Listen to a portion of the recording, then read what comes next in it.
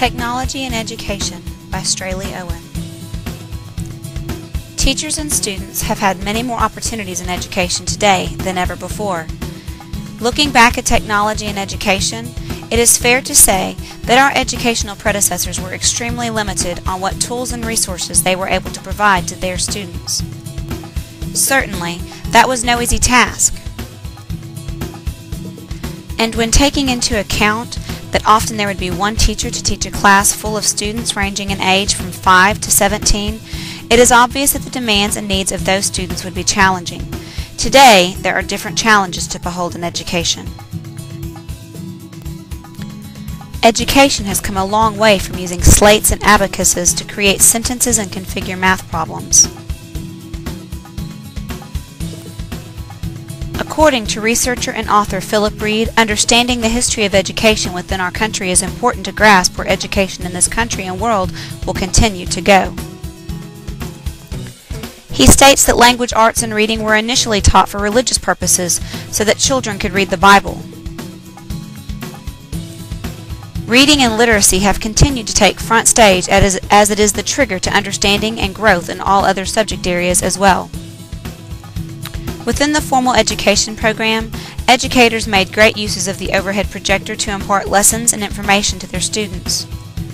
Beginning in the 1950s and 60s, some schools might have had access to their first computers or even mimeograph machines to help create reproducible materials for their students. Today, more emphasis is being placed on learning at home before children ever come to school during what is a very important developmental stage.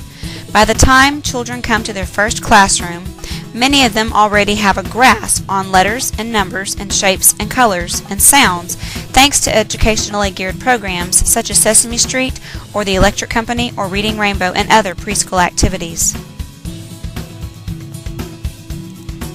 Thanks in part to research released by the National Panel of Reading, there has been a boom in technological toys geared towards education in the past decade. Retailers, daycare facilities, and parents alike have poured countless dollars into educational toys such as leapfrog activity tables and e-reading devices that help with the acquisition of reading skills. To further aid in the development of reading acquisition, educators have embraced developments and brought them into their classrooms to better meet the diverse needs of their students.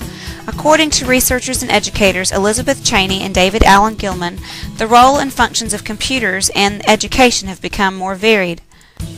From drill and practice to simple tutorials to web quests. In other words, with new technologies, opportunities to utilize such resources in education are limitless, as are the possibilities for the success for our students. During the late 1970s and early 1980s, many schools were introducing the first student computer labs and introducing a weekly computer class to their curriculum. Students would don on a pair of earphones and learn more about technology, but most likely they had never even imagined how large a role this new science would take in later years. As a part of a center system, reading labs were equipped with headsets, books, and taped recordings of stories in classrooms to assist with literacy acquisition for young students. Today, teachers must work hard to stay abreast of the latest and greatest trends. Students in classrooms are digital natives, and they've never known life without the internet, cell phones, smartphones, and other handheld video game devices. To engage this type of learner, teachers are reaching online and out to other educators who have made technology a mainstay in their literacy classrooms. Teachers have made social networking a mainstay as well. Educator Gina Thames states that using Twitter and blogging have become a way of life for both her and her students. She states, "I see twittering and blogging as a very useful tool to help students form opinions, verify information, and then apply the information." Another popular technological technique used today is of course PowerPoint and the use of interactive whiteboard or smartboard technologies. Students in classrooms have grown up viewing PowerPoint presentations, so it is definitely up to the teacher to make the presentation as engaging and interactive as possible.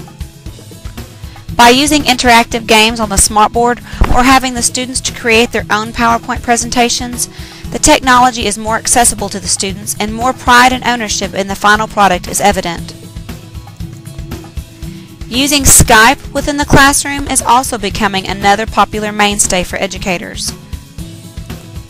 Allowing students to meet and discuss a myriad of activities with other faculty or students from across the hall, the state, the nation, or even the world has helped to make our world a little smaller, more attainable, and more understandable for students with various learning needs and styles. Technology and education are becoming more seamlessly intertwined, and truly will continue to provide educators and students with endless opportunities. It is hard to imagine what educators in the 1800s would think if they were to enter a classroom in 2011.